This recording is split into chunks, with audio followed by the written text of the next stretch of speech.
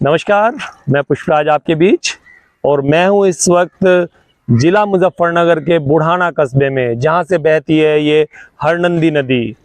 प्राचीन काल में इस नदी को हम लोगों ने हरनंदी नदी कहा है। आज तो खैर ये प्रदूषित नाला हो गया है, लेकिन पहले इसका नाम कभी हरनंदी हुआ करता था। आज वर्तमान में हम लोग इसको हिंडन नदी के नाम से जानते हैं। सहारनपुर के जो शाकुंभरी देवी की जो पहाड़ियाँ हैं, वहाँ से ये नदी निकल गई है। 100 किलोमीटर दूर यहाँ से सहारनपुर है और 100 किलोमीटर की दूरी पर ही हम लोगों ने इसका ये हाल कर दिया है।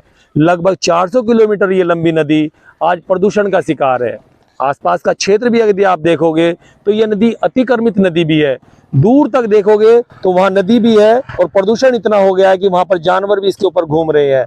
और साइड में पड़ा हुआ नाले का पाइप भी आप देखोगे, यानी कि इसमें एक नाला भी अटैच किया जा रहा है।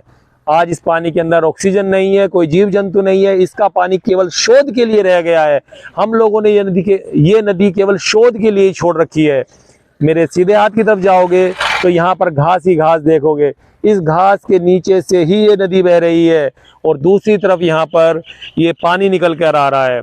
पानी के अंदर कोई जीव जंतु नहीं है। हम लोग जिस नदी की कल्पना करते हैं, उस नदी में हम लोग देखते हैं कि जीव जंतु भी होंगे, मछलियाँ भी होंगी, खारे पानी का या मीठे पानी का कोई मगरमच्छ भी होगा, लेकिन आज इसके अंदर कोई झींगा भी नहीं मिलेगा। यहाँ का पानी इतना प्रदूषित हो गया है कि पहले लोग, मेरे पिताजी बताते हैं अभी भी कि अभी बेटे हम लोगों ने इस नदी का पानी पिया है।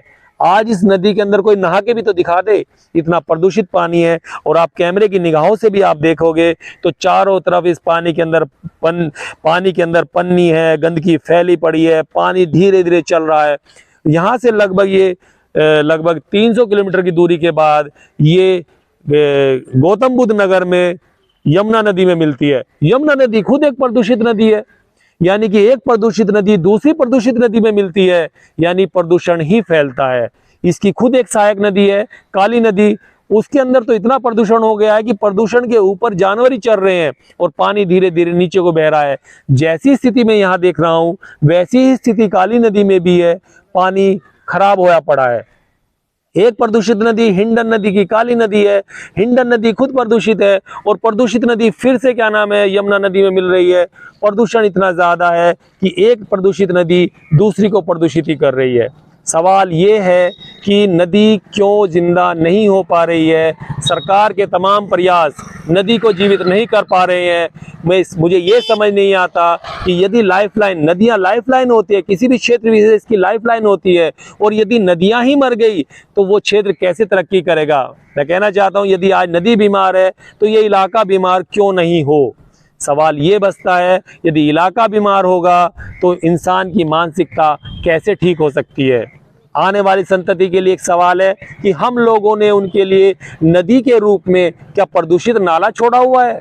क्या हम उनकी इतनी फिक्र करते हैं कि हम उनको नदी नहीं दे पा रहे हैं। हम उनको नदी के रूप में क्या ये विरासत दे के जा रहे हैं। आने वाली संतति हमें क्यों सम्मान देगी यदि हम उनके लिए नदियाँ भी नहीं छोड़ के जा सकते हैं। तो नदी बचाना एक क्षेत्र विशेष की आवश्यकता है। नदी का जीवित रहना हम सबके जीवन के लिए अति आवश्यक है। इसी सवाल जवाब के साथ धन्यवाद, नमस्कार।